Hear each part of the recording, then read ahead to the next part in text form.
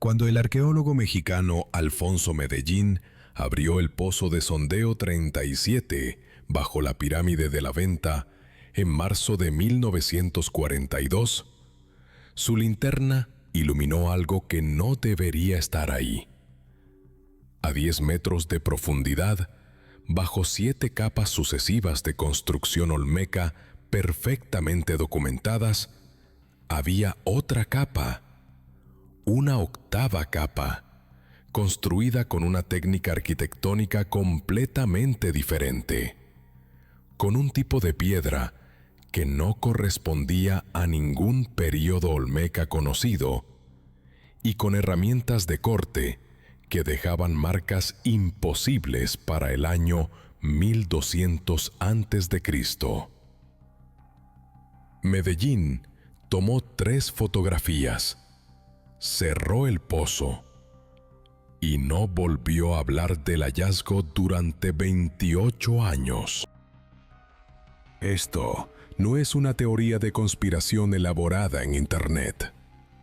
Es un hecho documentado en el informe técnico número 4 de la expedición Smithsonian National Geographic de 1942, archivado en la sección de Mesoamérica del Museo Nacional de Antropología, pero nunca incluido en las publicaciones oficiales.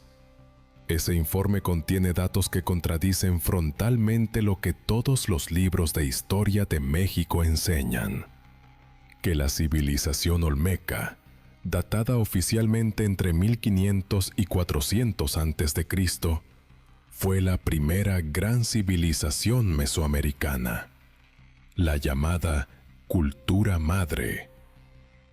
Pero si bajo las construcciones olmecas hay otras construcciones más antiguas, con tecnología diferente y diseño arquitectónico distinto, entonces todo lo que creemos saber sobre los orígenes de la civilización en México es, en el mejor de los casos, incompleto. La pregunta no es si los olmecas fueron una civilización avanzada. Lo fueron. La pregunta es, ¿quién estaba ahí antes que ellos? ¿Quién les enseñó a tallar esas cabezas colosales de 20 toneladas con una precisión que los ingenieros modernos apenas pueden replicar? ¿De dónde salió ese conocimiento astronómico que les permitió orientar sus estructuras con exactitud milimétrica hacia puntos específicos del horizonte?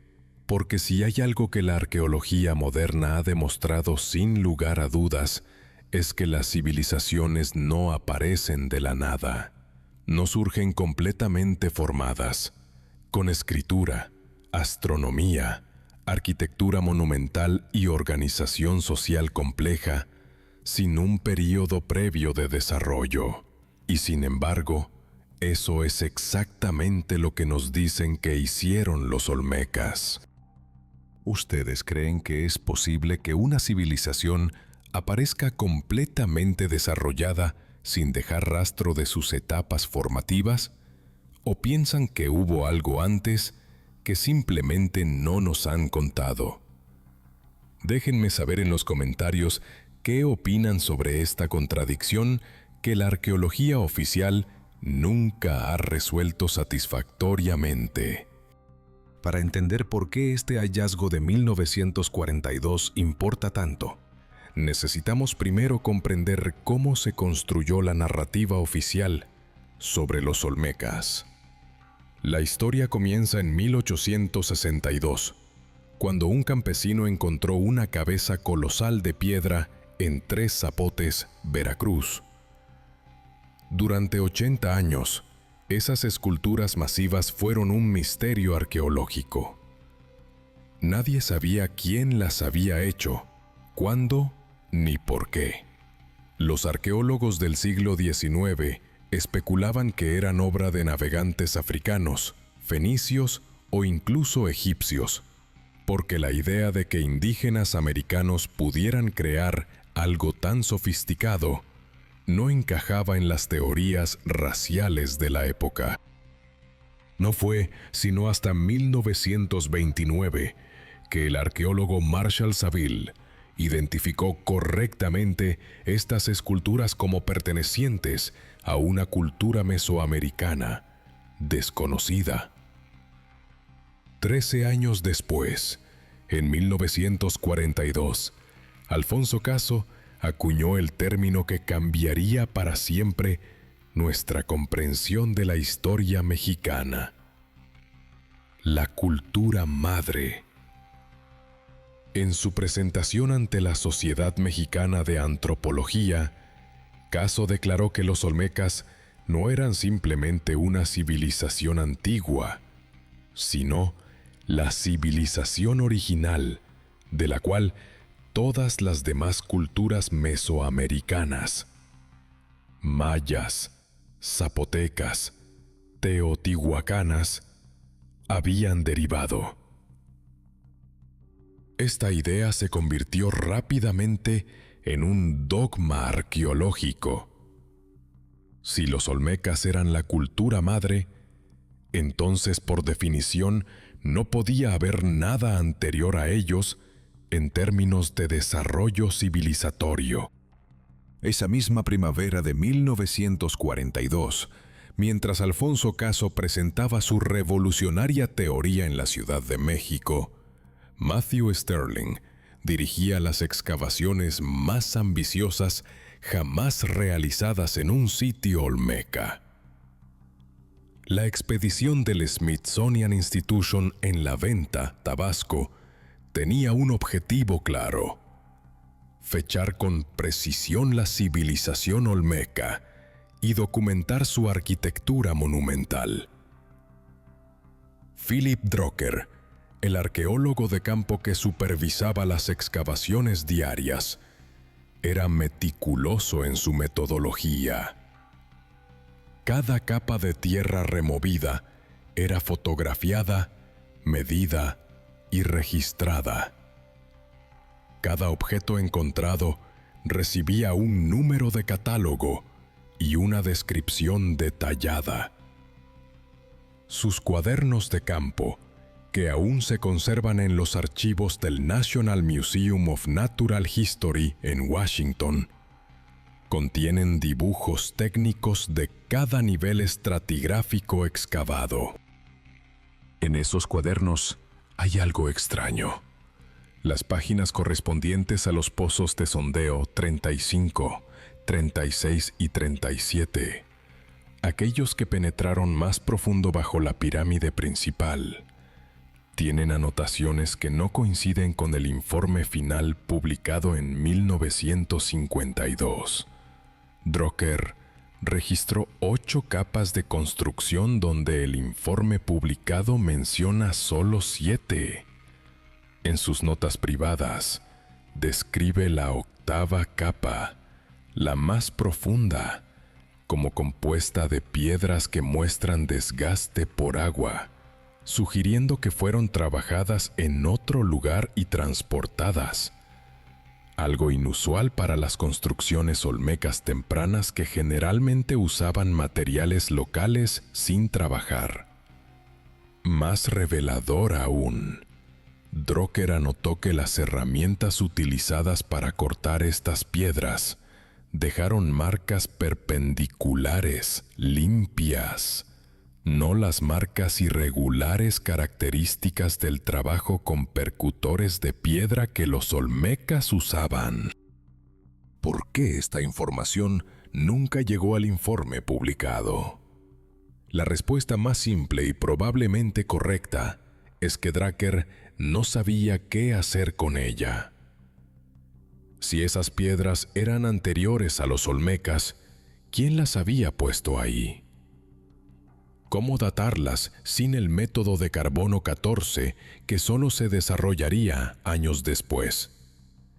Y más importante, ¿cómo publicar un hallazgo que contradecía directamente la teoría de la cultura madre que Alfonso Caso, la máxima autoridad en arqueología mesoamericana, acababa de proponer?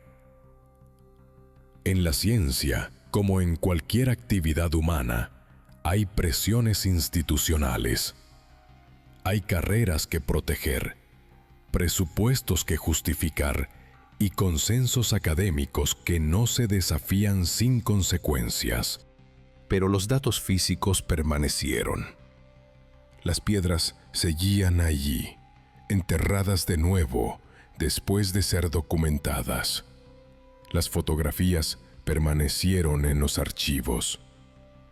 Y algunos arqueólogos empezaron a notar inconsistencias. Uno de ellos fue Michael Coe, de la Universidad de Yale, quien en 1968 publicó un análisis comparativo de las dataciones olmecas. Coe señaló algo que otros habían pasado por alto. Las fechas de radiocarbono de San Lorenzo Tenochtitlan, el sitio olmeca más antiguo, mostraban una variación extraña.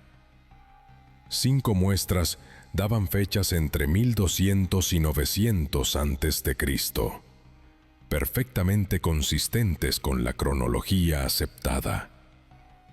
Pero una 6ª muestra, tomada de un nivel profundo bajo la plataforma principal, arrojó una fecha de 1800 a.C., 300 años más antigua que el supuesto inicio de la civilización olmeca. Coe planteó 2 explicaciones posibles. La primera, la muestra estaba contaminada con carbón más antiguo, quizás de un incendio natural anterior a la ocupación humana. La segunda, realmente había actividad humana significativa en San Lorenzo 3 siglos antes de lo que la cronología oficial permitía. Coe se inclinó públicamente por la primera explicación, la contaminación, porque la segunda implicaba reescribir la prehistoria mesoamericana completa. Pero en correspondencia privada con colegas, admitió que la muestra había sido tomada de un contexto arquitectónico claro, asociada con piedras trabajadas y ceniza de fogones, no de un estrato natural. Si la fecha era correcta, entonces alguien estaba construyendo estructuras complejas en el Golfo de México 300 años antes de que los olmecas supuestamente existieran.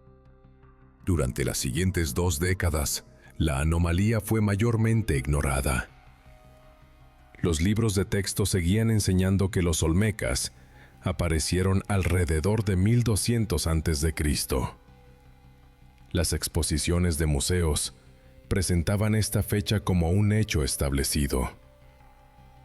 Los estudiantes de arqueología aprendían la cronología estándar sin que nadie mencionara las fechas problemáticas o las capas arquitectónicas inexplicables.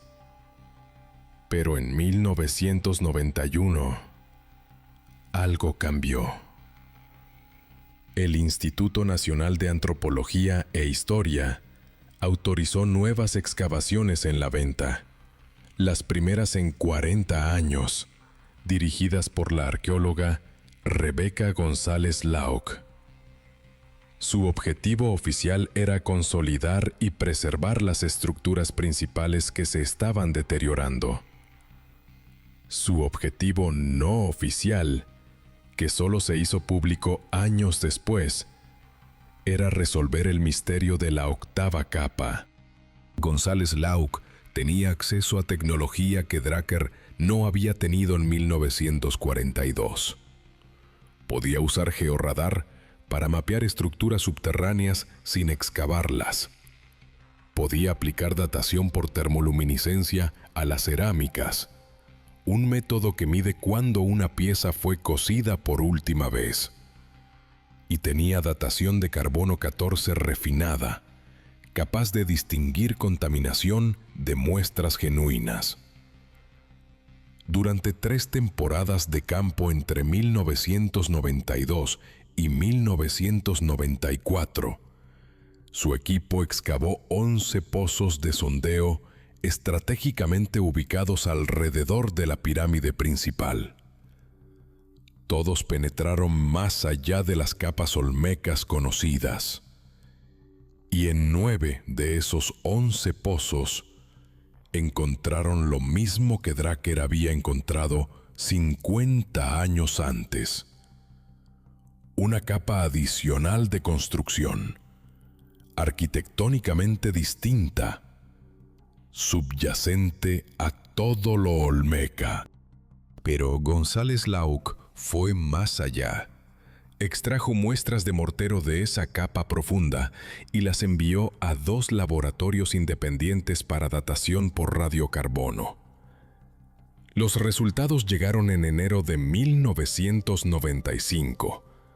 Laboratorio Beta Analytic en Miami, 1900 a.C., con un margen de error de más o menos 120 años. Laboratorio de la Universidad de Arizona, 2050 a.C., con un margen de error de más o menos 90 años. Promediando ambas fechas y considerando los márgenes de error, la construcción de esa capa misteriosa podía datarse razonablemente alrededor de 2000 a.C., 700 años antes del supuesto origen de la civilización olmeca. Cuando González Lauc presentó estos resultados en el Congreso de Americanistas de 1996 en Nueva Orleans, la reacción fue de escepticismo inmediato. Varios arqueólogos cuestionaron la metodología. Las muestras de mortero podían contener carbón de madera más antigua reciclada. ¿Los laboratorios habían calibrado correctamente las fechas? ¿No era más probable que se tratara de alguna perturbación estratigráfica, donde materiales más antiguos habían sido removidos y redepositados por los propios olmecas? González Lauc respondió a cada objeción meticulosamente. Las muestras provenían de mortero fresco cuando fue aplicado, no de carbón suelto. Ambos laboratorios usaron calibración actualizada. Y lo más importante, la capa profunda mostraba continuidad horizontal a través de múltiples pozos de sondeo, lo que descartaba perturbaciones localizadas. Pero hubo una objeción que González Lauc no pudo responder satisfactoriamente. Si realmente existió una civilización preolmeca lo suficientemente avanzada como para construir plataformas monumentales en la venta alrededor de 2000 a.C., ¿dónde estaba todo lo demás? ¿Dónde estaban las herramientas, la cerámica, los entierros, los basureros?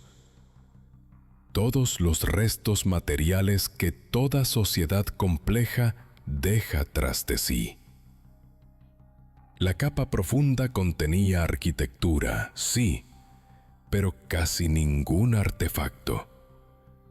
Era como si alguien hubiera construido esas plataformas, las hubiera usado brevemente y luego las hubiera abandonado sin dejar más rastro. O, planteó un crítico, como si los olmecas hubieran limpiado deliberadamente el área antes de construir sus propias estructuras encima, removiendo cualquier evidencia de ocupación anterior. Esta última teoría ganó tracción entre arqueólogos conservadores, porque ofrecía una explicación que no requería reescribir la prehistoria. Los olmecas, argumentaban, pudieron haber encontrado ruinas más antiguas de alguna cultura aldeana simple y decidir construir sus monumentos ceremoniales exactamente en ese mismo lugar por razones religiosas o simbólicas. Las fechas tempranas de carbono 14 no representaban una civilización compleja pre-olmeca. sino simplemente ocupación humana básica anterior. Quizás campamentos estacionales de pescadores o recolectores. Esta interpretación permitía acomodar los datos problemáticos sin amenazar el paradigma de la cultura madre. Pero había un problema con esta explicación conveniente. Las estructuras de la capa profunda no eran simples. El georradar de González Lauc había revelado que, bajo la pirámide Olmeca, había otra pirámide, más pequeña, pero con la misma geometría precisa, la misma orientación astronómica y el mismo diseño de plataformas escalonadas. Quien la construyó conocía geometría avanzada, astronomía de observación y planificación urbana. No eran pescadores estacionales, eran arquitectos. Y había algo más, algo que González Lauc mencionó casi de pasada en su presentación, pero que tiene implicaciones profundas. Las piedras de la capa profunda, analizadas petrográficamente, provenían de una cantera específica en las montañas de Tuxtla, a 80 kilómetros de distancia. Transportar bloques de varias toneladas a través de 80 kilómetros de terreno pantanoso requiere planificación logística, mano de obra organizada, conocimiento de ingeniería y, sobre todo, una razón. La gente no mueve piedras gigantescas 80 kilómetros para construir un campamento estacional. Lo hace para construir algo permanente, algo sagrado, algo que justifique ese esfuerzo monumental. Lo hace cuando tiene una civilización. Después de la conferencia de Nueva Orleans, González Lauc enfrentó un dilema.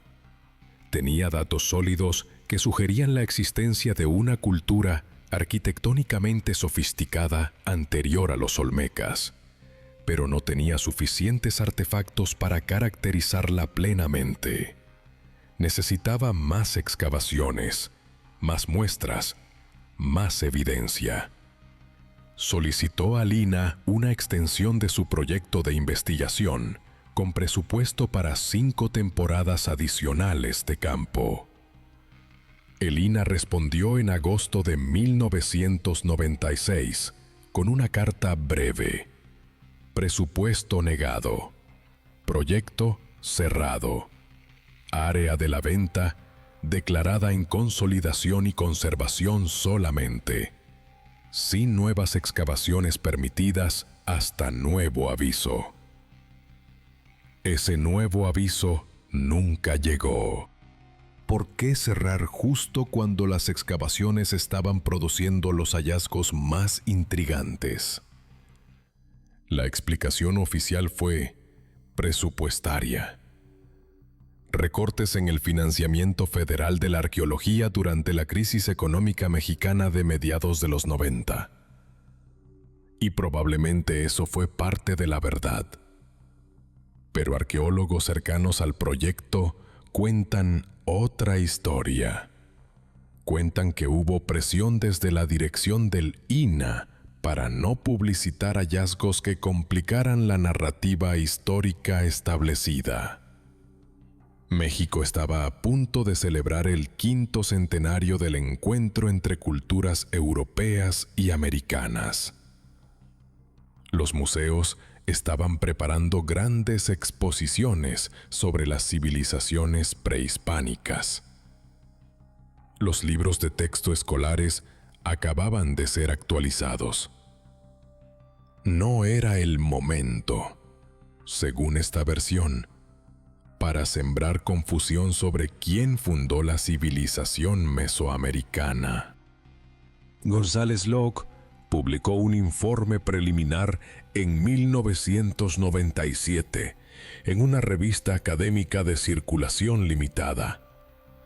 describió sus hallazgos con lenguaje cauteloso, planteando más preguntas que respuestas.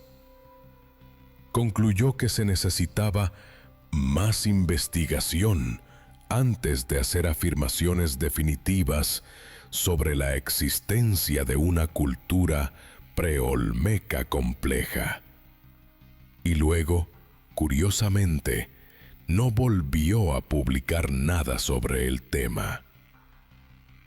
Cuando se le preguntó en entrevistas posteriores sobre las estructuras profundas de la venta, respondía brevemente que el asunto permanecía sin resolver y cambiaba de tema. Daba la impresión de alguien que había sido advertida de no insistir. Pero los datos estaban ahí, publicados, accesibles para quien quisiera buscarlos. Y algunos buscaron. En los primeros años del 2000, un grupo de arqueólogos independientes, algunos jubilados de instituciones académicas y otros trabajando fuera del sistema universitario tradicional, comenzó a revisar sistemáticamente todos los informes de excavaciones olmecas desde 1940 hasta el 2000. Buscaban anomalías, fechas descartadas, hallazgos no publicados, cualquier indicio de que la historia oficial estuviera incompleta. Lo que encontraron fue un patrón. En San Lorenzo, la fecha anómala de 1800 a.C. no era un caso aislado. Había 3 muestras más de niveles profundos que daban fechas entre 1700 y 2100 a.C., todas etiquetadas en los informes originales como probablemente contaminadas y excluidas del análisis final. En 3 zapotes, excavaciones de 1967, habían encontrado fragmentos de cerámica en un estrato inferior a las ocupaciones olmecas conocidas. Cerámica de un estilo que no correspondía a ninguna tradición mesoamericana documentada. Los fragmentos fueron catalogados, fotografiados y almacenados, pero nunca estudiados en detalle porque no encajaban en ninguna secuencia cronológica conocida. En Laguna de los Cerros, otro sitio olmeca importante, excavaciones de 1985 revelaron cimientos de piedra a 4 metros de profundidad bajo la plaza principal. Los cimientos formaban un patrón rectangular preciso, claramente arquitectónico, pero estaban hechos con una técnica de mampostería diferente a la olmeca. Piedras más pequeñas, más uniformes, unidas con un mortero más fino. El arqueólogo a cargo, Christopher Poole, de la Universidad de Kentucky, fechó provisionalmente esos cimientos entre 1900 y 1700 a.C., basándose en estratigrafía y datación de cerámica asociada. En su informe, Poole especuló cautelosamente que podían representar una fase arquitectónica temprana de los propios olmecas, un periodo formativo aún no caracterizado. Pero admitió que la mampostería era suficientemente distinta como para sugerir una tradición constructiva diferente. Lo que emergía de esta revisión sistemática era la imagen de algo subyacente, no una civilización completa y plenamente caracterizada, sino fragmentos, indicios, pistas de que entre 2100 y 1700 a.C., en la región que después sería el corazón olmeca, había gente construyendo estructuras permanentes con técnicas sofisticadas. Estas estructuras estaban siendo encontradas consistentemente debajo de los sitios olmecas principales, como si los olmecas hubieran elegido deliberadamente construir sus ciudades exactamente donde esta cultura anterior había construido las suyas. Y esa no era una coincidencia que se pudiera ignorar fácilmente. Pero faltaba la pieza crucial: artefactos diagnósticos. En arqueología, no puedes definir una cultura sin sus artefactos característicos.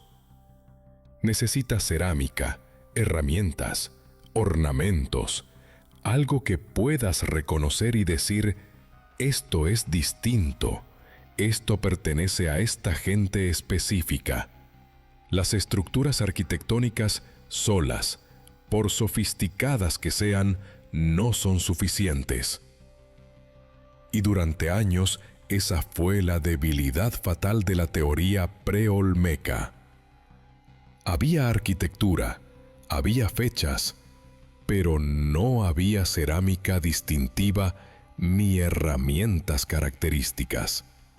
Hasta 2009. Ese año, una tesis de maestría pasó casi desapercibida en la Universidad Veracruzana. El estudiante, cuyo nombre era Rodrigo Liendo Estuardo, había excavado un montículo pequeño en las afueras de San Lorenzo como parte de un proyecto de rescate arqueológico antes de la construcción de una carretera. El montículo resultó ser un basurero antiguo, el tipo de sitio que los arqueólogos aman porque la basura es una cápsula del tiempo. Todo lo que la gente desechó, desde cerámica rota hasta herramientas desgastadas. Liendo Estuardo excavó el basurero por capas naturales y encontró algo extraño. En las capas superiores, cerámica olmeca clásica, platos de fondo plano, jarras con borde vertido, la tipología conocida. Pero en las capas más profundas, debajo de un estrato estéril de arena que indicaba un periodo de abandono, había otro conjunto cerámico completamente diferente. Esta cerámica temprana era más tosca en acabado, pero más compleja en forma. Había vasijas con pedestales, algo que no aparece en la cerámica olmeca estándar hasta mucho después. Había decoración incisa con patrones geométricos que no se parecían a nada olmeca. Espirales entrelazadas, grecas escalonadas, motivos que recordaban más a culturas del occidente de México que a las tradiciones del Golfo. Y cuando Liendo Estuardo envió muestras para datación por termoluminiscencia, los resultados fueron inequívocos. Entre 1900 y 1700 a.C., exactamente el mismo rango de fechas que las estructuras profundas de la Venta, que las muestras descartadas de San Lorenzo, que los cimientos anómalos de Laguna de los Cerros. Liendo Estuardo tituló su tesis de forma conservadora: Evidencias de ocupación preclásica temprana en la región de San Lorenzo. No usó el término preolmeca porque sabía que sería controvertido. En su lugar, propuso que esta cerámica representaba una fase formativa temprana de la propia cultura olmeca, un período en el que los olmecas aún estaban desarrollando su estilo cerámico distintivo. Pero en el capítulo de discusión, planteó tímidamente otra posibilidad: que esta cerámica perteneciera a una cultura distinta, anterior, que había ocupado la región antes de la llegada o emergencia de los olmecas propiamente dichos. La tesis de Liendo Estuardo debería haber causado un debate académico significativo. No lo hizo. Fue aprobada, archivada en la biblioteca universitaria y mayormente olvidada. 2 años después, en 2011, Liendo Estuardo intentó publicar un artículo basado en su investigación en la revista Latin American Antiquity, una de las principales publicaciones de arqueología mesoamericana. El artículo fue rechazado. Los revisores anónimos señalaron que la muestra era demasiado pequeña para conclusiones definitivas, que la interpretación era especulativa y que se necesitaba más evidencia antes de proponer una nueva fase cultural. Todo lo cual era razonable desde un punto de vista científico, excepto que rechazar el artículo garantizaba que otros arqueólogos no conocerían el hallazgo y por lo tanto no buscarían esa cerámica en otros sitios. Frustrado, Liendo Estuardo decidió excavar por su cuenta. En 2013, usando sus propios recursos y con ayuda de estudiantes voluntarios, abrió 2 pozos de prueba en otro sitio cerca de Laguna de los Cerros. Si su cerámica temprana era característica de una cultura real y no solo una anomalía local, debería aparecer en otros lugares. Y apareció.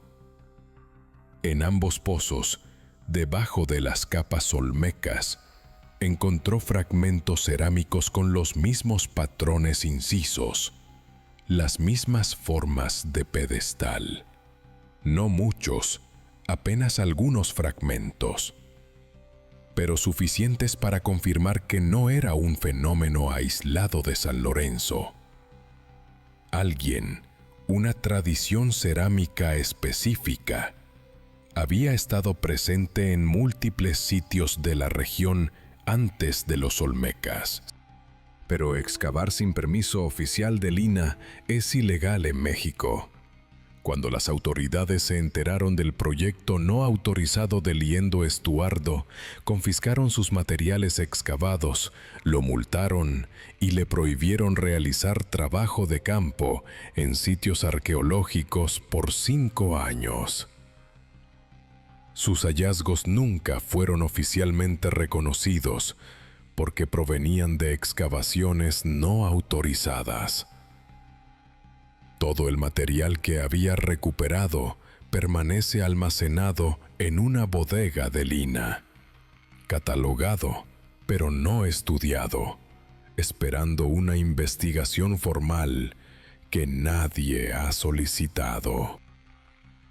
La historia de Liendo Estuardo ilustra algo fundamental sobre cómo funciona la arqueología institucional. Hay reglas, protocolos, jerarquías. Hay carreras que dependen de mantener buenas relaciones con las autoridades que otorgan permisos de excavación.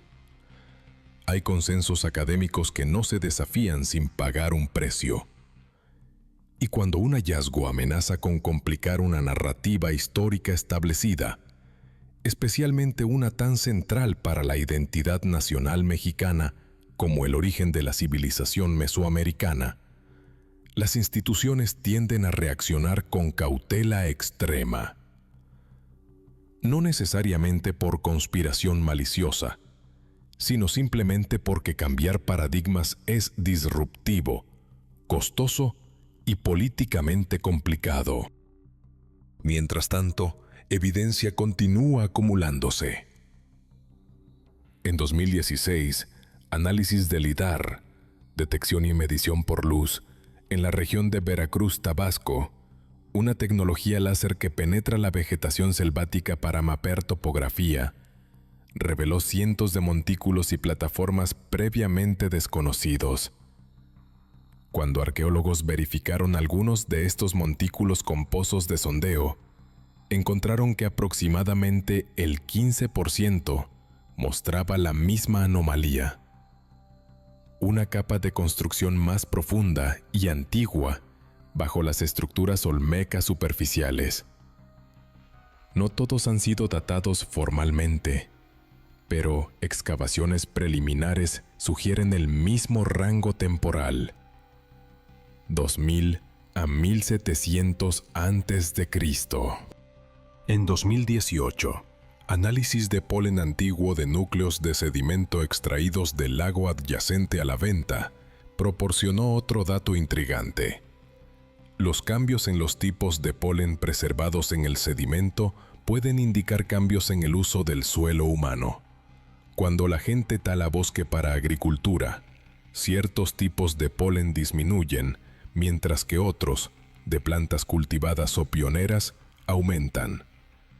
El análisis mostró un pico de actividad agrícola intensiva en la región de la venta alrededor de 2100 a.C., seguido de una disminución significativa alrededor de 1700 a.C., y luego un nuevo incremento comenzando alrededor de 1300 a.C., que corresponde al período Olmeca clásico. Esto sugiere dos periodos distintos de intensa ocupación humana separados por un intervalo de menor actividad. ¿Dos culturas diferentes? ¿O la misma cultura experimentando colapso y recuperación? Sin más datos es imposible saberlo, pero el patrón encaja perfectamente con la hipótesis de una cultura preolmeca floreciendo alrededor de 2000 a.C., declinando o abandonando el área alrededor de 1700 a.C.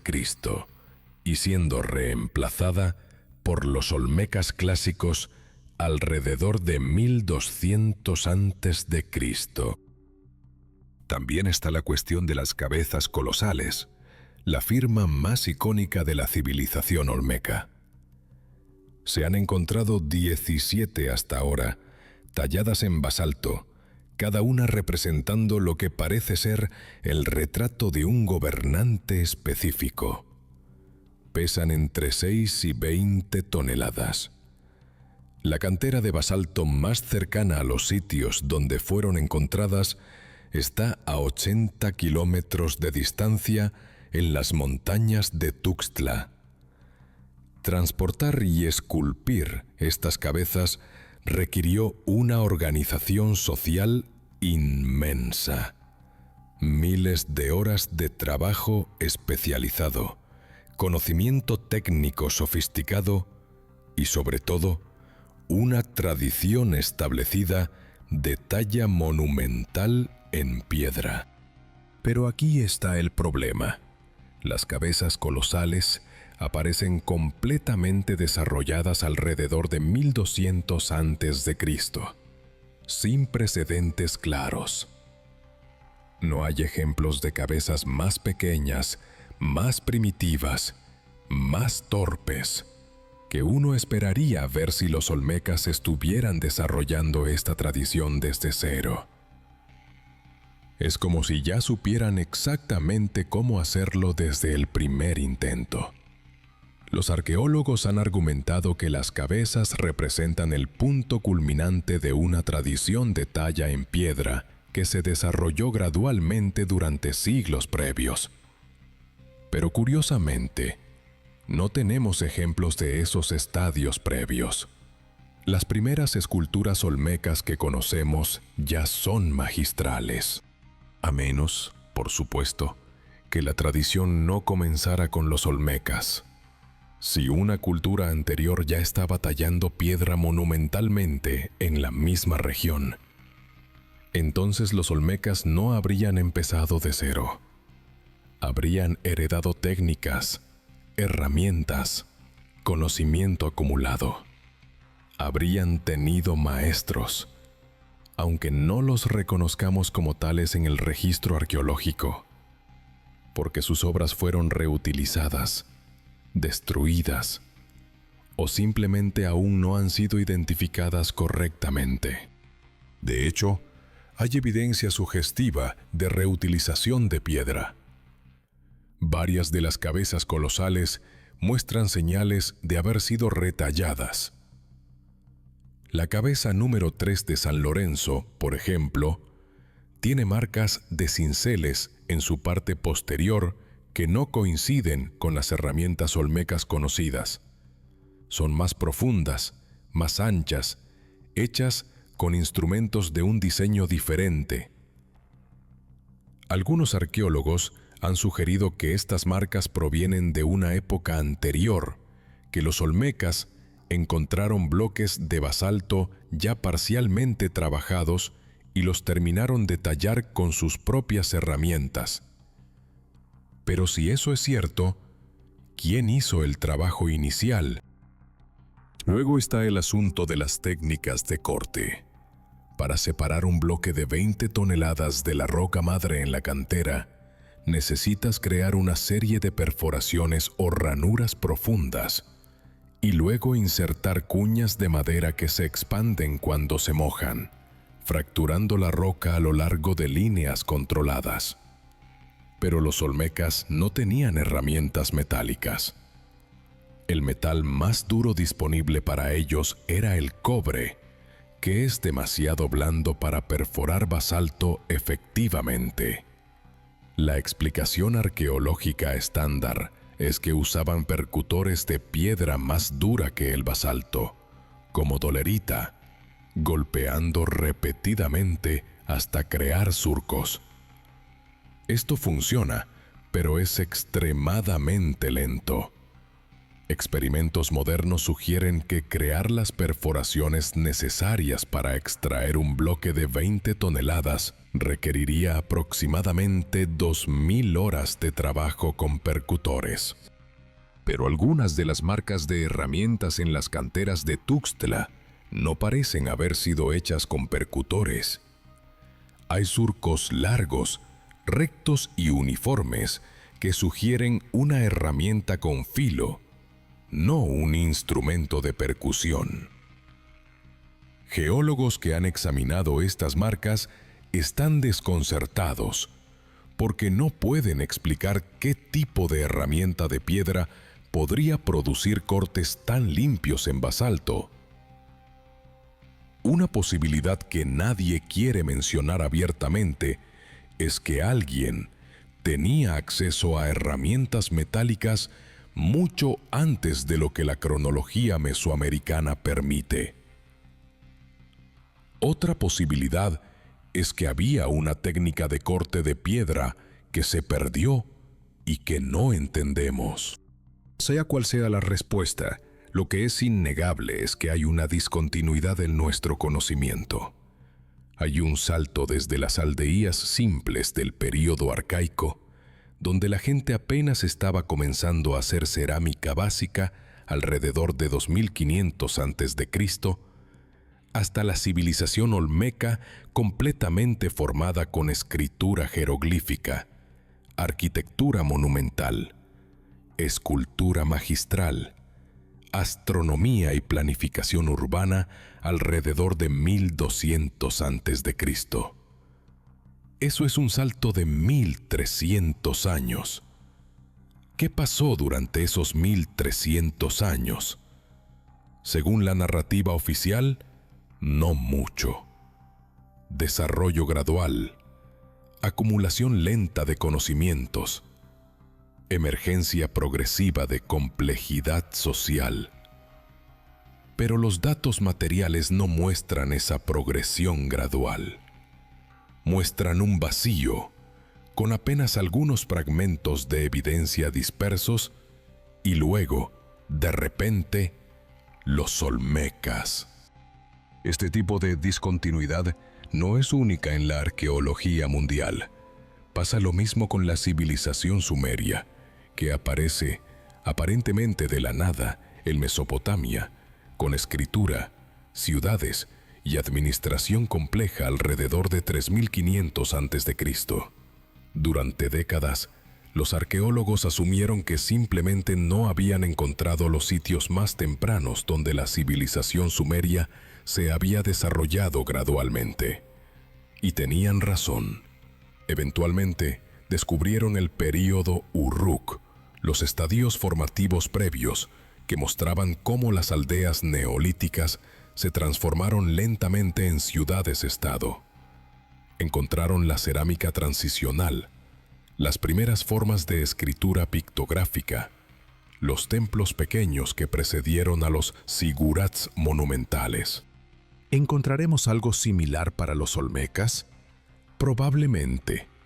Cuando finalmente se hagan excavaciones sistemáticas en los niveles profundos de La Venta, San Lorenzo y otros sitios mayores, cuando se estudien formalmente las cerámicas tempranas que Liendo Stuardo encontró, cuando se analicen los cientos de montículos revelados por lidar, eventualmente emergerá una imagen más completa. Y esa imagen podría confirmar que hubo una cultura preolmeca, o podría mostrar que los olmecas mismos tuvieron un periodo formativo más largo y complejo de lo que actualmente entendemos. Pero mientras eso no ocurra, mientras las excavaciones profundas permanezcan sin hacer y los artefactos anómalos permanezcan sin estudiar, la pregunta persiste: ¿fueron realmente los olmecas la primera civilización de México? O como mi abuelo, que trabajó como asistente de campo en excavaciones de Tabasco en los años 60, me dijo poco antes de morir: hay cosas bajo la tierra que los arqueólogos encontraron, pero que nunca nos contaron, porque algunas verdades complican la historia más de lo que las instituciones están dispuestas a aceptar. Lo que complica aún más esta historia es que mientras los arqueólogos debatían sobre las capas profundas en La Venta y las fechas anómalas en San Lorenzo, otro descubrimiento estaba ocurriendo 300 kilómetros al sur, en la costa del Pacífico de Chiapas. En 1975, John Clark, de la Fundación Arqueológica del Nuevo Mundo, comenzó excavaciones en Paso de la Amada, un sitio en la región de Soconusco. Lo que encontró no eran olmecas, era algo más antiguo, algo que la academia eventualmente nombraría cultura mocaya, que en lengua misesoqueana significa pueblo del maíz. Las fechas de radiocarbono de Paso de la Amada eran inequívocas: ocupación sedentaria continua desde 1900 a.C. hasta aproximadamente 1100 a.C. Los mocaya no eran aldeanos simples. Clark documentó plataformas ceremoniales de hasta 2 metros de altura, canchas de juego de pelota, las más antiguas conocidas en Mesoamérica, sistemas de drenaje elaborados y cerámica sofisticada con decoración bícroma. Pero lo más intrigante era el comercio. Fragmentos de obsidiana provenientes de canteras a 400 kilómetros de distancia en las tierras altas de Guatemala. Conchas marinas trabajadas de especies que solo habitan aguas profundas y, ocasionalmente, pequeños objetos de jade. Todo esto requería redes comerciales extensas, especialización artesanal y organización social compleja. Los mocaya no eran una cultura marginal, eran una civilización temprana completamente funcional. Y aquí está lo crucial: los mocaya eran contemporáneos con las fechas anómalas de La Venta y San Lorenzo. Cuando González Lauc estaba fechando la 8ª capa de La Venta, alrededor de 2000 a.C., los mocaya ya llevaban 100 años construyendo plataformas ceremoniales en Soconusco. Cuando las muestras descartadas de San Lorenzo daban fechas de 1800 a.C., los mocaya estaban en su apogeo, comerciando obsidiana a través de cientos de kilómetros y construyendo las primeras canchas de juego de pelota de Mesoamérica. La pregunta obvia que nadie quería hacer en voz alta era: ¿podrían los mocaya y la cultura pre-olmeca de La Venta ser la misma gente, o al menos culturas estrechamente relacionadas? La respuesta oficial de la arqueología mesoamericana fue un no rotundo. Los Mocaya, argumentaban, eran una cultura costera del Pacífico, mientras que los olmecas eran una cultura de las tierras bajas del Golfo. Tradiciones cerámicas diferentes, ubicaciones geográficas diferentes, probablemente idiomas diferentes. El hecho de que ambas culturas fueran contemporáneas y ambas mostraran sofisticación arquitectónica temprana era, según este argumento, simplemente evidencia de que múltiples regiones de Mesoamérica estaban desarrollando complejidad social simultáneamente durante el período formativo temprano. No había necesidad de postular conexiones directas o influencias mutuas. Pero en 2003, análisis de activación neutrónica realizados en la Universidad de Missouri sobre cerámica de Paso de la Amada y cerámica de la capa profunda de la Venta revelaron algo inesperado. Aunque los estilos decorativos eran diferentes, la composición química de la arcilla era extraordinariamente similar, sugiriendo que ambas cerámicas fueron hechas con arcilla de la misma región geológica general.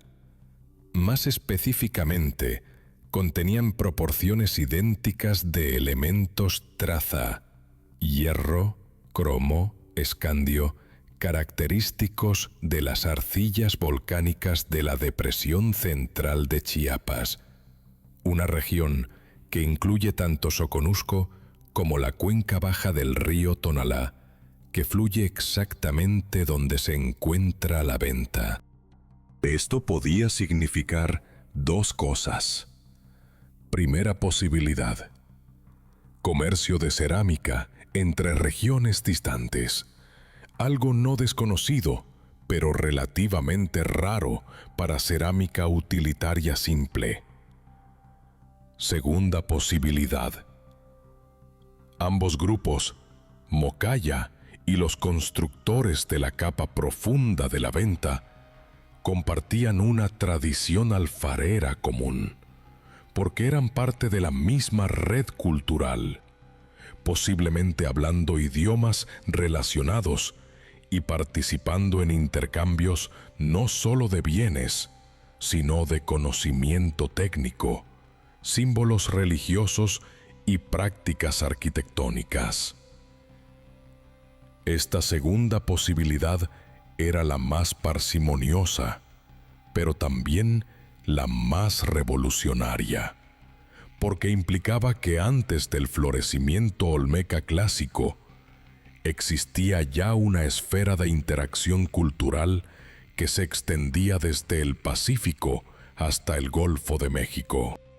Quien realmente llevó esta idea más lejos fue el lingüista Terence Kaufman, de la Universidad de Pittsburgh. Kaufman había pasado décadas reconstruyendo las lenguas proto-mixezoqueanas, la familia lingüística que la mayoría de los académicos cree que los olmecas hablaban. En 2001, publicó un análisis que relacionaba palabras olmecas, inferidas de glosas en textos mayas posteriores, con el proto-mixezoqueano, y concluyó que los hablantes de esta familia lingüística habían estado en la región del Golfo desde al menos 2000 a.C. Esto encajaba perfectamente con las fechas de la capa profunda de la Venta y con la cronología Mocaya. Pero Kaufman fue más lejos.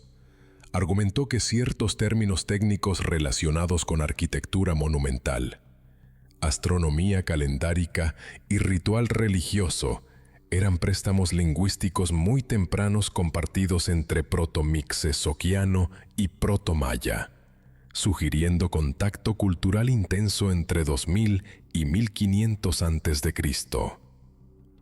En otras palabras, los hablantes de mixezoquiano, ya fueran Mocaya, proto-olmecas o como queramos llamarlos, no solo estaban construyendo estructuras sofisticadas, Estaban compartiendo ese conocimiento con otros grupos que eventualmente se convertirían en los mayas.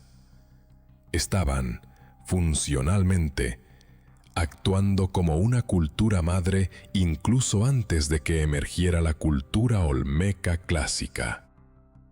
El trabajo de Kaufman fue recibido con escepticismo por muchos arqueólogos que consideraban la lingüística histórica demasiado especulativa.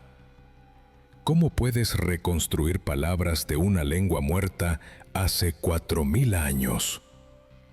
¿Cómo puedes estar seguro de cuándo un término fue prestado de una lengua a otra? Todas objeciones válidas, pero Kaufman no trabajaba en el vacío. Sus reconstrucciones se basaban en comparaciones sistemáticas de docenas de lenguas vivas y extintas, aplicando el método comparativo que los lingüistas han refinado durante 2 siglos. Y sus conclusiones sobre cronología coincidían sospechosamente bien con lo que la arqueología estaba descubriendo, aunque muchos arqueólogos aún no querían admitirlo. Mientras este debate académico se desarrollaba en conferencias y revistas especializadas, algo estaba cambiando en el terreno. Las nuevas generaciones de arqueólogos mexicanos, menos atados a los paradigmas establecidos en los años 40, comenzaban a excavar sitios formativos tempranos con metodología actualizada y sin el sesgo de buscar confirmar la teoría de la cultura madre. Entre 2005 y 2010, al menos 15 sitios en Veracruz, Tabasco y Chiapas, con ocupaciones entre 2000 y 1500 a.C., fueron excavados sistemáticamente, y un patrón empezó a emerger. Todos mostraban arquitectura ceremonial temprana. Todos tenían cerámica relativamente sofisticada. Todos participaban en redes de intercambio de larga distancia. Y todos, cada uno de ellos, tenían capas más profundas bajo sus construcciones olmecas posteriores. Uno de estos sitios, el Manatí en Veracruz, produjo un hallazgo particularmente revelador. En 2007, excavaciones en una antigua fuente sagrada recuperaron ofrendas rituales que incluían hachas de jade, bustos de madera tallada milagrosamente preservados en el lodo anaeróbico y pelotas de hule usadas en juegos ceremoniales. Las dataciones por carbono 14 de la madera dieron fechas entre 1600 y 1200 a.C., perfectamente dentro del período olmeca clásico. Pero más profundo en el mismo depósito, bajo una capa de sedimento estéril que indicaba un hiato en las ofrendas, había objetos más antiguos. 3 hachas de jade con diseños incisos muy simples, geométricos, sin la complejidad iconográfica típica del arte olmeca maduro. Cuando estas hachas fueron fechadas por termoluminiscencia del sedimento que las cubría, los resultados fueron 2100 a.C., con un margen de error de más o menos 150 años. Pero lo verdaderamente extraordinario era el jade mismo. Análisis de fluorescencia de rayos X revelaron que provenía de las fuentes de Motagua en Guatemala, las mismas canteras que después serían la fuente principal de jade olmeca y maya. Alguien, 900 años antes del apogeo olmeca, ya estaba extrayendo jade de Guatemala, transportándolo 400 kilómetros hasta Veracruz, tallándolo con herramientas sofisticadas y depositándolo como ofrenda ritual en una fuente sagrada. Ese nivel de organización, conocimiento geográfico y simbolismo religioso no aparece espontáneamente. Requiere generaciones de desarrollo cultural acumulativo. El arqueólogo responsable del proyecto El Manatí, Alfredo Delgado, publicó sus hallazgos en 2009 con un título deliberadamente cauteloso: Evidencias de ritualidad formativa temprana en la región olmeca. Evitó usar el término preolmeca, pero en el cuerpo del artículo planteó la pregunta directamente: ¿estas ofrendas tempranas representan un estadio inicial de la religión olmeca o son evidencia de una tradición ritual anterior que los olmecas después adoptaron y elaboraron?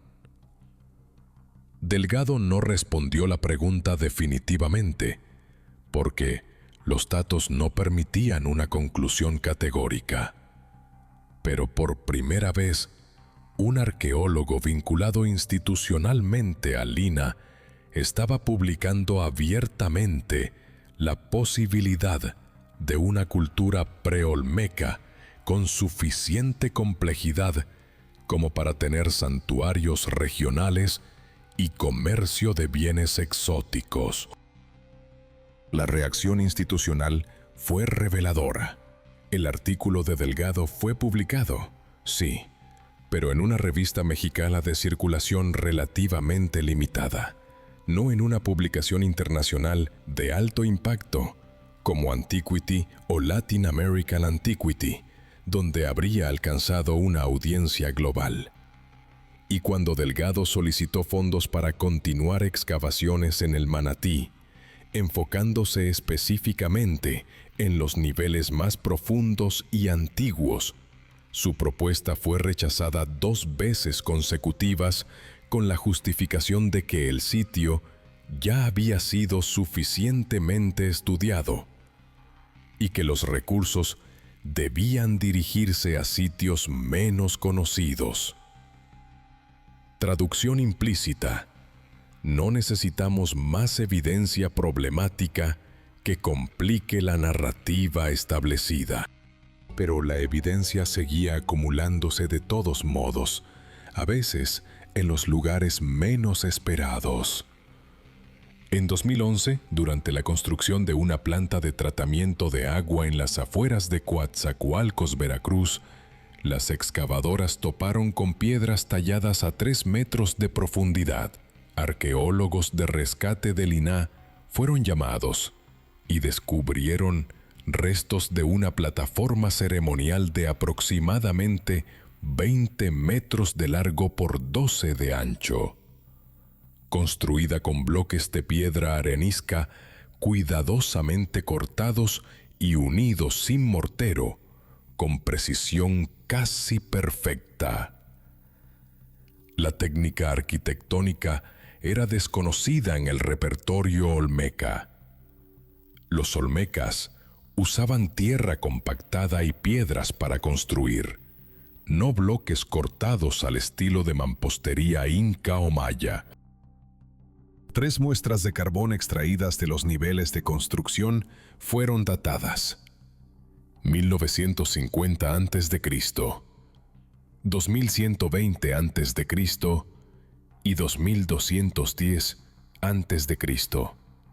Las 3 fechas eran consistentes con una construcción única realizada alrededor de 2100 a.C., 700 años antes del inicio olmeca convencional. Los arqueólogos de rescate documentaron la estructura, tomaron muestras, fotografiaron cada detalle y luego tuvieron que permitir que la construcción continuara porque los plazos del proyecto de infraestructura no esperaban. La plataforma fue destruida, cubierta por toneladas de concreto y acero. Lo único que queda de ella son las fotografías archivadas y un breve informe técnico de 4 páginas en los archivos del INAH. Cuando le pregunté a uno de los arqueólogos de rescate, cuyo nombre prefiero no mencionar porque aún trabaja activamente en el sistema, ¿por qué no se hizo más esfuerzo por preservar, o al menos excavar completamente la estructura antes de su destrucción? Su respuesta fue brutalmente honesta. No teníamos tiempo, presupuesto, ni respaldo institucional para demandar que el proyecto se detuviera. Y francamente, explicó, nadie en la dirección regional del INAH quería lidiar con la complicación política de explicar por qué una estructura de 2000 años antes de Cristo, incompatible con la cronología olmeca conocida, requería paralizar un proyecto de infraestructura de varios millones de pesos. Era más simple documentarla rápidamente y dejar que el desarrollo siguiera su curso. Esta es la realidad de la arqueología de rescate en México. Cada año se encuentran decenas, quizás cientos, de sitios arqueológicos durante proyectos de construcción. La vasta mayoría son documentados superficialmente y luego destruidos. Solo los hallazgos más espectaculares o políticamente imposibles de ignorar reciben excavación completa. Una plataforma de piedra enigmática que no encaja en la cronología establecida no califica como espectacular a los ojos de administradores preocupados por presupuestos y plazos. Y así, potencialmente, evidencia crucial de culturas preolmecas está siendo destruida antes de que la arqueología pueda estudiarla adecuadamente. Pero no toda la evidencia es destruida o ignorada. Algunos hallazgos son demasiado grandes, demasiado importantes o demasiado públicos para ser minimizados. En 2017, el sistema LIDAR que había revelado cientos de montículos desconocidos en Veracruz, Tabasco, fue usado específicamente para mapear el área circundante a la venta en un radio de 30 kilómetros. Los resultados, publicados en 2018 en la revista Proceedings of the National Academy of Sciences, mostraron algo asombroso. Había no menos de 47 complejos arquitectónicos previamente no registrados en la región, muchos de ellos con geometría de plaza y pirámide similar a la venta, pero significativamente más pequeños. El equipo, liderado por Takeshi Inomata de la Universidad de Arizona, excavó pozos de sondeo en 5 de estos complejos. En 3 de ellos, las dataciones por radiocarbono indicaron construcción entre 1900 y 1500 a.C., predatando las construcciones olmecas principales de la venta por al menos 300 años. Inomata, en un movimiento académico audaz, tituló su artículo Desarrollo monumental temprano en la región olmeca, replanteando cronologías.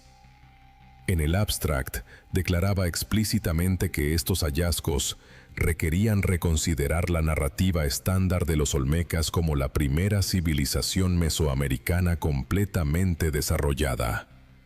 En cambio, proponía que el desarrollo hacia complejidad arquitectónica había comenzado mucho antes, con múltiples comunidades en la región participando en ese proceso durante al menos 500 años, antes de la consolidación de lo que reconocemos como cultura olmeca clásica. Este artículo, publicado en una de las revistas científicas más prestigiosas del mundo, era imposible de ignorar. Fue cubierto por medios internacionales. National Geographic publicó un reportaje extenso. Revistas de divulgación científica en español lo discutieron ampliamente. Y finalmente, la comunidad arqueológica mesoamericana tuvo que reconocer formalmente lo que muchos habían sabido informalmente durante décadas. Había algo antes de los olmecas. O al menos, los olmecas no surgieron de la nada en 1200 antes de Cristo, sino que fueron el resultado de un proceso de desarrollo regional mucho más largo y complejo de lo que la teoría de la cultura madre había permitido.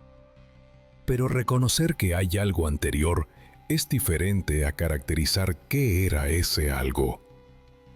¿Era una sola cultura coherente? ¿Eran múltiples grupos relacionados? ¿Cómo llamarlos? ¿Pre-olmecas? ¿Proto-olmecas? ¿Olmecas tempranos? ¿Algo completamente distinto? El debate terminológico puede parecer académico y pedante, pero importa porque los nombres que usamos para las culturas pasadas reflejan cómo entendemos sus relaciones e identidades. Si llamamos a esta cultura temprana proto-olmeca, estamos asumiendo continuidad evolutiva directa que se convirtieron en los olmecas clásicos. Si llamamos pre-olmeca, estamos sugiriendo que fueron reemplazados o absorbidos. Si usamos un nombre completamente diferente, estamos declarando que fueron una entidad cultural distinta. La evidencia material sugiere algo más matizado. Parece que durante el periodo entre 2200 y 1500 a.C., múltiples comunidades en el sureste de México estaban desarrollando de forma relativamente independiente, pero con interacción mutua, lo que los arqueólogos llaman las instituciones de complejidad social. Arquitectura ceremonial, jerarquías políticas, especialización artesanal, comercio de larga distancia y sistemas de creencias compartidos expresados en iconografía. Los Mocaya en Soconusco eran una de estas comunidades. Los constructores de las capas profundas de la venta eran otra. Probablemente había otras que aún no hemos identificado o que fueron destruidas sin ser registradas. Alrededor de 1500 a.C., algo cambió. Algunas de estas comunidades declinaron o fueron abandonadas. Otras se consolidaron y crecieron dramáticamente.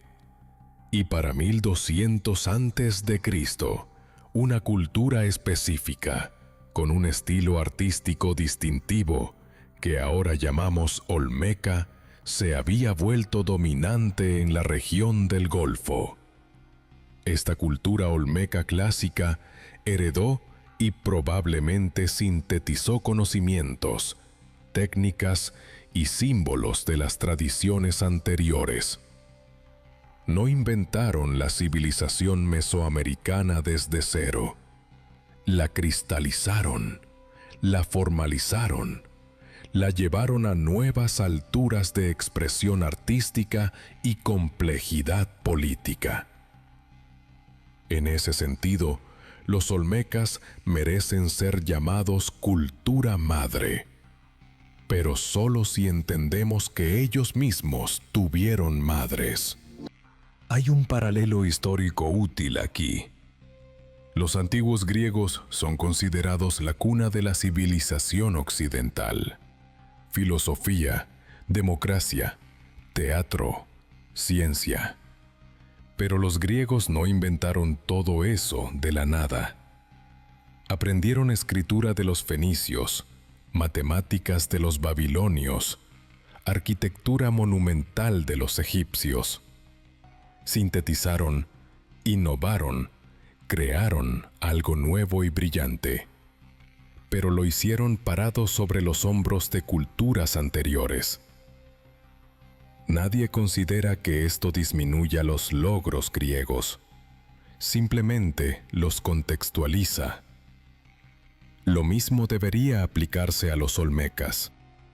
Sin embargo, en México hay una resistencia emocional particular a complicar la narrativa olmeca, porque la arqueología mexicana, más que en muchos otros países, ha estado históricamente ligada a la construcción de identidad nacional. Después de la Revolución Mexicana, intelectuales y políticos promovieron deliberadamente el orgullo por las civilizaciones prehispánicas como una forma de crear cohesión nacional en un país fragmentado. Los olmecas, como la primera gran civilización, ocupaban un lugar especial en ese relato.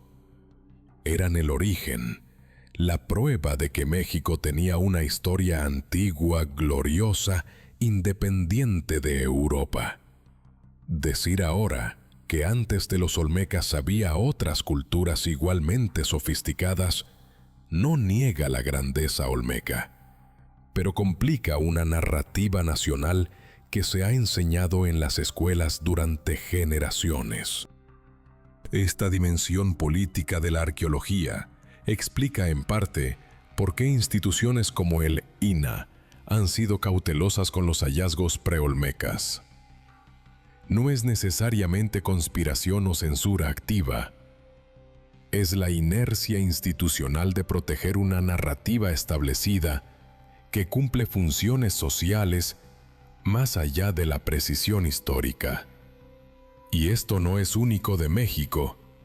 Todos los países usan su pasado arqueológico para construir narrativas nacionales, y todos son selectivos sobre qué aspectos del pasado enfatizan o minimizan.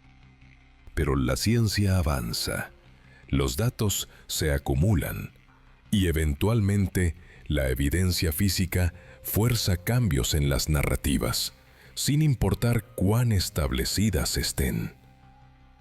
Eso está comenzando a ocurrir ahora con la arqueología olmeca.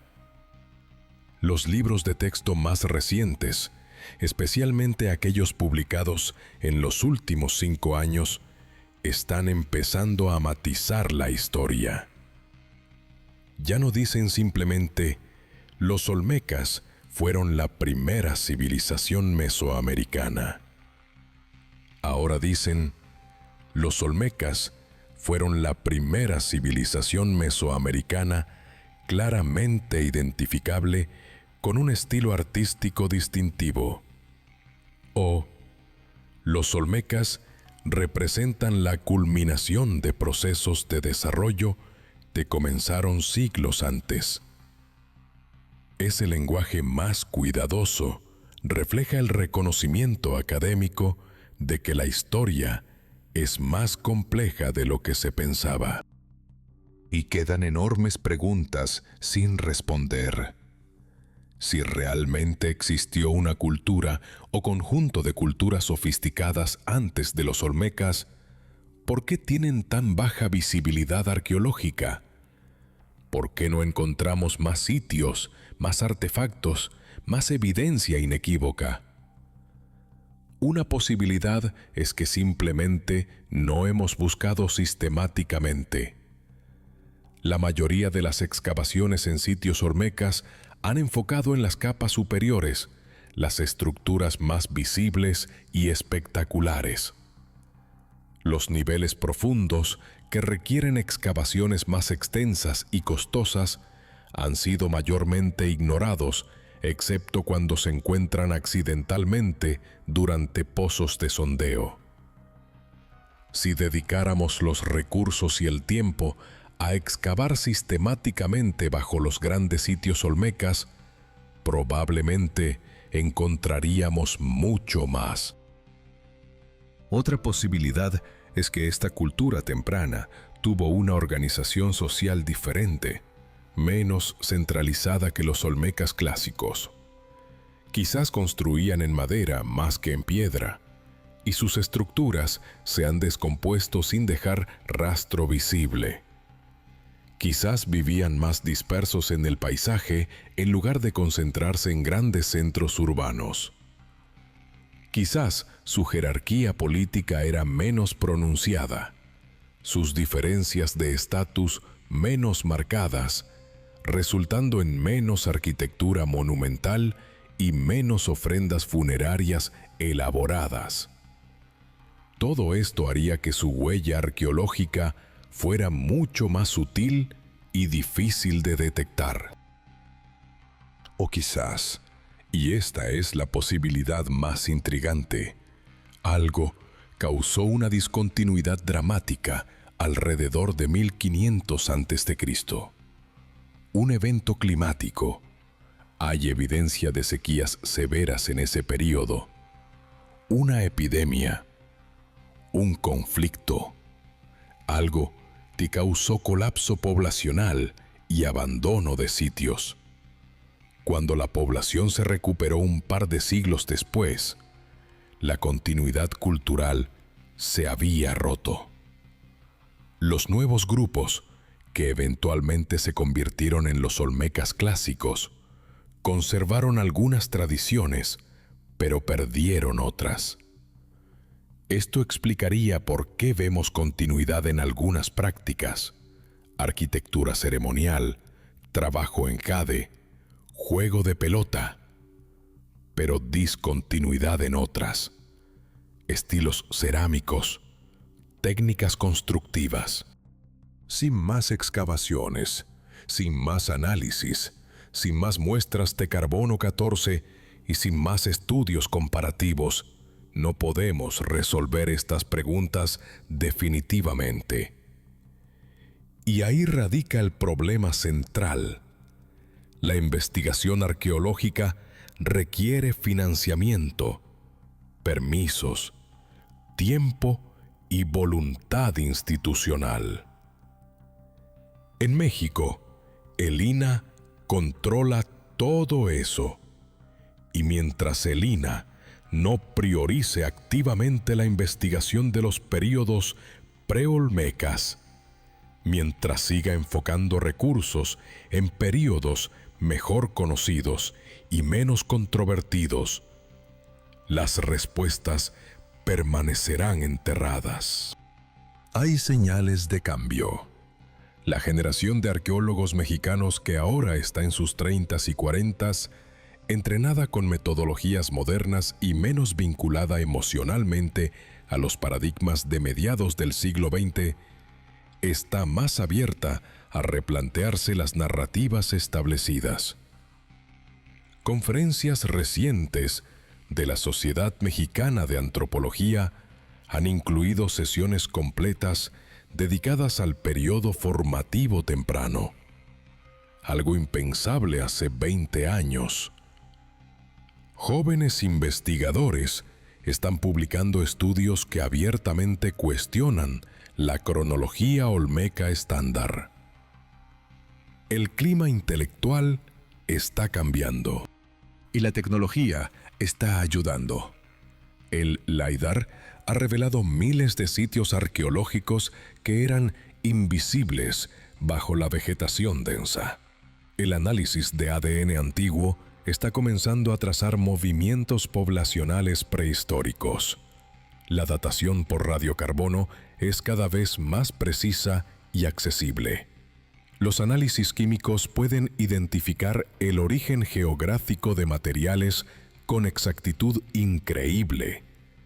Todas estas herramientas están produciendo datos que no existían cuando se formuló la teoría de la cultura madre en los años 40. Y esos nuevos datos están forzando nuevas interpretaciones. Pero en última instancia, las respuestas no vendrán solo de la tecnología. Vendrán de la voluntad de hacer las preguntas difíciles y aceptar las respuestas incómodas. Vendrán de reconocer que lo que aprendimos en la escuela sobre los olmecas fue una simplificación útil, pero no la verdad completa. Vendrán de estar dispuestos a decir «no lo sabemos» con la misma confianza con que decimos «esto es lo que sabemos». Y vendrán de entender que reescribir la historia basándose en nueva evidencia no es debilitar nuestro orgullo por las civilizaciones antiguas. es honrarlas con la verdad completa de su complejidad. Entonces, ¿fueron los olmecas la primera civilización de México? La respuesta honesta es, probablemente no, al menos no de la manera en que tradicionalmente se ha contado esa historia. Hubo algo antes, algo sofisticado, algo que construyó, comerció, creó arte y tuvo creencias religiosas complejas. No sabemos exactamente quiénes eran, cómo se llamaban a sí mismos o qué lengua hablaban. No sabemos si eran una sola cultura o varias culturas relacionadas. No sabemos por qué desaparecieron o se transformaron alrededor de 1500 a.C. Pero la evidencia física, fragmentaria pero acumulativa, sugiere fuertemente que existieron. Y quizás esa incertidumbre, ese no saber completo, es en sí mismo valioso. Nos recuerda que la historia no es una narrativa fija grabada en piedra, sino un proceso continuo de descubrimiento y revisión. Nos recuerda que bajo nuestros pies, bajo las ciudades modernas, bajo los campos agrícolas, bajo la selva, hay capas enteras de historia humana esperando ser descubiertas. Nos recuerda que las preguntas más interesantes a menudo no son las que tienen respuestas simples, sino las que nos obligan a repensar lo que creíamos saber. Mi abuelo, aquel hombre que trabajó en las excavaciones de Tabasco en los 60 y que me contó sobre cosas enterradas que no nos contaron, murió en 2012 sin ver la publicación del estudio de Inumata en 2018, que finalmente validó lo que él había intuido décadas atrás, que bajo lo olmeca había algo más antiguo, algo importante, algo que la arqueología oficial había ignorado. Pero antes de morir, me dijo algo que nunca olvidé. La tierra guarda secretos que las instituciones no quieren revelar, no siempre por maldad, sino a veces simplemente porque la verdad compleja es más difícil de enseñar que la verdad simple. Y sin embargo, los que buscamos la verdad compleja somos los que realmente honramos a nuestros antepasados, porque ellos también fueron complejos, contradictorios, humanos. Así que la próxima vez que visites un sitio arqueológico olmeca, cuando estés frente a una de esas cabezas colosales que parecen mirar a través de los milenios, pregúntate, ¿qué hay debajo? ¿Qué está enterrado bajo las plataformas visibles? Bajo las plazas reconstruidas, bajo los museos de sitio con sus narrativas pulidas y sus cronologías ordenadas. Porque ahí, en esa octava capa que Alfonso Medellín fotografió en 1942 y luego cerró, en esos fragmentos de cerámica que Liendo Estuardo encontró y que fueron confiscados, en esas plataformas de piedra cortada que fueron cubiertas por plantas de tratamiento de agua, está la historia que aún estamos aprendiendo a contar. La historia de que la civilización en México no comenzó con los olmecas, sino que los olmecas fueron un capítulo brillante en una historia mucho más larga, cuyo primer capítulo apenas estamos empezando a leer.